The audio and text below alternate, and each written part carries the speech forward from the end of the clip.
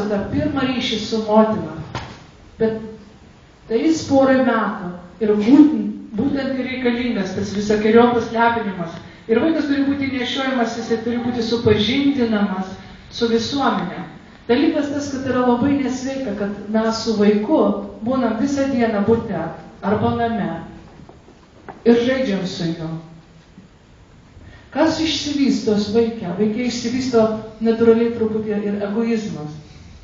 Egoizmas dėl to, kad mes pastoviai bendraujame tik tai su juo. Bet jis turi iš pat mažumės jaustis, kad jisai yra dalis bendrijos, bendruomenės, visuomenės. Šeimos neužtenka, jam reikia kitų asmenų. Tai pavyzdžiui, gentyse jie nukreipia kūdikį į vienas kitą ir jie gali vaikai žiūrėti vienas į kitą, į bendruomenės, o Amerikoje atvirkščiai žiūrima į vaiką pastoviai 2, 3, 4 valandas, va šitai. Ir į priekį, tai vadinasi, jisai nemato, kas aplinkui, jisai mato, kad dėmesys tik tai jam. Kodėl aš tą kalbu apie tą dėmesį? Dėl to, kad aš pakalbėsiu toliau, kas vyksta su genijais, kuriam neišvystytas altruizmo jausmas. Ir būtent tuo momentu, kai tas lepinamas vaikas ir viskas, kas jam reikia, suteikta visos sąlygos, bet jisai mato, kad jisai yra dalis visų. Ir jis mato, kaip visi vienas padeda kitam. Ir neleisti, pavyzdžiui, motinoms pratrūkti. Pavyzdžiui, kitose gentyse kaip daro. Ir pranešai, ką aš kalbėsiu, aš maždaug irgi daug ką dariau pati, bet man kartais to nereikėdavo, nes man nepritrūkdavo nervų su vaikais, bet kitoms moterims labai pritrūksta. Bet ką gentyse darydavo, jie iš karto paimdavo tą vaikutį ir paguosdavo ir leisdavo mamai atsipūsti, neleisdavo jai gal išprotėti. O pas mus dabar būtelėse uždarytos mamos ar senelės, jeigu jau verkia vaikas, nėra ištrūkti, jos kaip žvėreliai naveliuose, nėra kur išeiti, nėra kam pasiguosti. Ir tada moteris nori eiti dirbti, jos tikrai nori dirbti, tikrai biologiškai, jos iš tiesų teisingos, jos nori matyti kažkokią tai veiklą, kad kažką darytų. Dabar tik tai matyti kūdikį ir nematyti savo bendraminčių, draugų, pažįstamų irgi yra nesveika motinai. Tai būtent tas pirmasis etapas turi būti ypatingai svarbus, kad mama gali pastoviai matytis kiekvieną dieną bendramintės, kitas mamas, kitus vaikus, kitus skirtingo amžiaus ir kūdikius, ir kiti vaikai gali prižiūrėti tos kūdikius irgi, jiems irgi turi pajusti, kaip pakeisti tą palutę, kaip išplauti tą palutę, kaip pamasažuoti tą kūdikėlį. Jie turi būti pratinami nuo pat mažumės. Tai aš jau dirbu su vaikais nuo 1 metuko. Kaip tas darbas atliekamas ir tiesiog jūs net nepastebėtumėte, nes viskas labai labai palengva, labai atsargiai, labai švelniai. Ir būtent vaikai yra mokinami elementariausių dalykų, kaip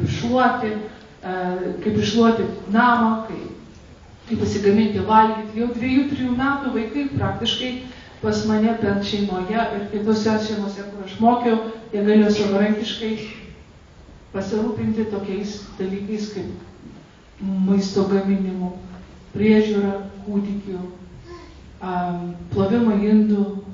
Ir net sekretoriai būdavo mano.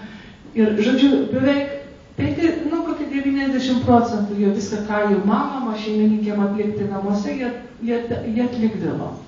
Tai čia vienas iš labai įdomių principų dėl to, kad gentyse, kada vaikas supažinimas su darbu, visą tai vyksta labai su didelį entuzijazmu, yra taip įdomu, tenais tarkuojamas kokosas, arba tenais mes visi lipami tenai palme. Na, čia truputį, žinoma, sunkiau mieste, nes labai mažai ko galima daryti tame butelėje. Bet kuo daugiau reikia, dėl to sakau, reikalinga bendruomenė, kurie sukurti tokią vietą, kad vaikai galėtų pasireikšti gamtoje, kad jie galėtų tą vandenį atnešti, kad jie galėtų kažką nuskusti, kad jie galėtų gaminti valgyti, kad jie galėtų auginti tos burokėlius ir pomidorus, kad jie galėtų kefyrą daryti ir sūrį daryti ir melžti tas ašteles ir taip toliau. Vadinasi, pajutimas rankomis mezgimas, verpimas, padėjimas, kas anksčiau buvo, ko mes dabar praktiškai netekome ir pasiliko fabrikuose ir gamyklose, tas netekimas faktiškai padarė mūsų vaikus išlepintus. Dabar kas vyksta? Dabar vaikai, viskas man, visas dėmesys man, visi žiūri mane, viską, ką aš noriu, nuperka, ko man trūksta, papildo, aš nieko dirbti neturiu, man tik tai reikalinga sukaupti žinios man. Ir kaip gavosi toks žmogus per 25 metus, kai jis išsimokslinės šitai. Ką mes turime iš to žmogaus? Mes turim egoistą, genijų. Ką mes galim tikėtis iš egoisto genijos? Ilgą laiką nelabai ko. Dėl to, kad Hitleris buvo egoistas, genijus, savo norėjo laimės. Tai vienasi tik tai motinas ir tėvai, kurie nori mes laimingus vaikus padaryti, to neužtenka. Žinoma, tėvai daugiausiai ir nesupranta, kad daryti kitus laimingus. Daug daugiau gaminasi hormonų laimės smegenyse, negu gauti pačiam. Ir ugdyti vaikam tokį jausmą, kad yra malonumas didesnis padėti kitiem. Tas orumas, kilnumo jausmas. Nuostabumo, kad kažkam reikalingi, padėti vienas kitam. Vaikai jau nebeturi. Dabar, pažiūrėkite, vaikai nebeturi. Sakysim, jie auga vieni, ar tik tai dviese. Jie neturi progos padėti kitiem mažyliam. O juk pagrindinis šauksmas, mūsų pašaukimas žmonės yra bendravimas. Yra turėti šeimą, mokinti vaikus, tobulinti kartas. O tam nieko net nesuteikėme nei vieną minutę per visus tos 20 metų, kur mokinasi vaikas mokykloje ir universitete. Nei vienos minutės beveik nesuteikėme, kad jisai galėtų būti su kūdikiais, su vaikais, kad prižiūrėtų, kad jaustų, tai kokiomis mamomis ir tėvais mes tikimėmės, kad jie užaugs. Mums reikia tai daryti iš pat pradžių. Aš prisimenu, kai aš norėjau imituoti iguaną indėnus ir nešioti vaikus ant savo nugaros, aš labai greitai pajutau ypatingą nuovargį. Ir galvoju, kaipgi taip jie gali nešioti ir daryti tos visus laukus, 8 valandas, 10 valandų, o man jau plyšta nugara.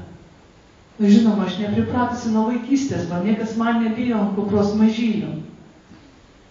Ir aš supratau, kad tie raumenys, sakysim, kurie alpinistai gali naudotis lipant į kalnus, visiškai nenaudingi moterim, kurie turi žindyti arba kelnoti vaikus. Visiškai jisai bejėgis pasidaro.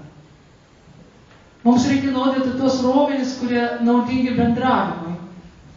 Kiekvienas turi išmokti masažuoti žmogų, kiekvienas turi išmokti būti su mažyliais, kiekvienas turi išmokti vaikas perduoti visas žinias mažajam, padėti. Ir išmokti bendrauti, neįžeidinėjant vienas kito, nekritikuojant. Tai būtent vien ta ir yra pati pradžia, yra labai svarbi, dėl to, kad, kaip aš minėjau anksčiau, aš galiu bet kokias žinias įkalti bet kam. Ir labai greitai, per mėnesį, visą vidurinį išsilavinimą. Bet šilumos, meilės vaikam, meilės tėvam, tėvynėje, aš negaliu ką padaryti, jeigu jisai nebuvo ugdomas tenais, jeigu nebuvo ugdoma meilė jam. O kaip gali būti ugdytis meilė, kaip gali, jeigu jis niekada negalėjo pasireikšti, duoti ką nuo iš savęs.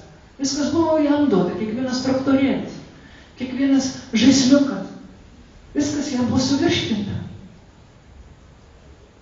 Yra epidemija išlepimo vaikų.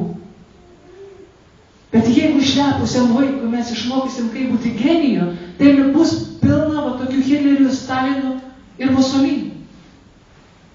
Mums nereikia genijų, tų, kurie yra savanaudžiai. Mums reikia altruizmo. Altruizmas natūraliai, iš esmės,